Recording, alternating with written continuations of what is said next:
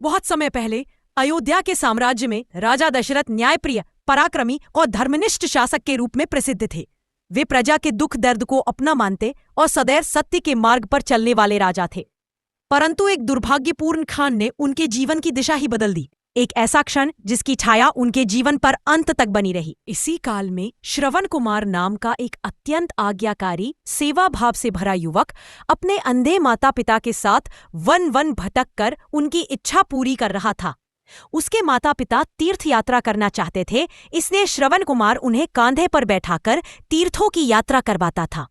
उसकी सेवा देखकर देवता भी प्रसन्न हो उठते थे। एक बार गहन अंधेरी रात में, जब चारों ओर वर्षा, गर्जना और पूर्ण अंधकार था, राजा दशरथ शिकार पर निकले।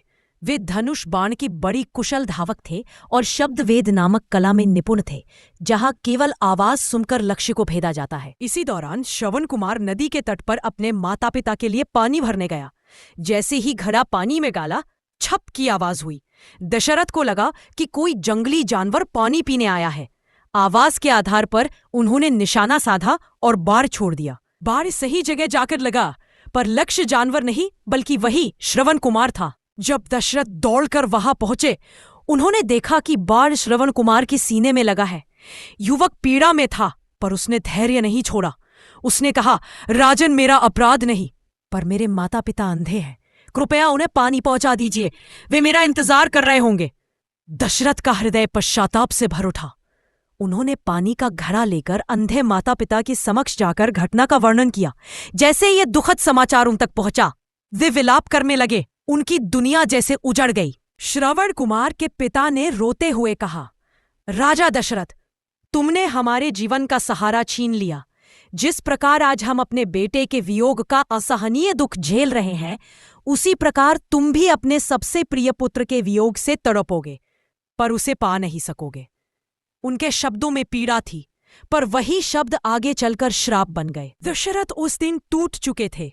वे जानते थे कि अनजाने में भी किया गया पाप कभी कभी जीवन भर साथ चलता है। उस पल से ही उनके भीतर एक भय बैठ गया, कहीं श्राप सच ना हो जाए। वर्ष बीतते गए। जब राम युवा हुए, अयोध्या खुशियों से भर गई, परंतु श्रवण कुमार का वह श्राप छाया की तरह साथ चल रहा था। और एक दिन वह समय भी आ गया जब कैकेयी के 2 वरों के कारण राम को 14 वर्ष के वनवास जाना पड़ा। जिस पुत्र के लिए दशरथ जीवन देते, उसी को स्वयं अपने हाथों से वन जाने का आदेश देना पड़ा। राम के चरण पकड़कर दशरथ कहते, राम, तुम्हारे बिना मैं जी नहीं पाऊंगा। लेकिन धर्म, मर्यादा और पिता की आज्ञा पर राम दृढ़ थे। राम, लक्ष्मण और सीता के वन जाते ही दशरथ का हृदय टूट गया। वे राम के वियोग में रोते रोते बार बार कहने लगे, ये वही श्राप है, वही श्राप, मैं अपने राम के बिना नहीं रह सकता। और अंततः राम वियोग की पीड़ा सहते सहते उन्होंने अपने प्राण त्याग दिए। इस प्रकार राजा दशरथ द्वारा अनजाने में हुआ एक कर्म, श्रवण कुमार के माता पिता का असीम दुख और दिया गया श्राप, इन सब ने मिलकर अयोध्या के इतिहास को बदल दिया।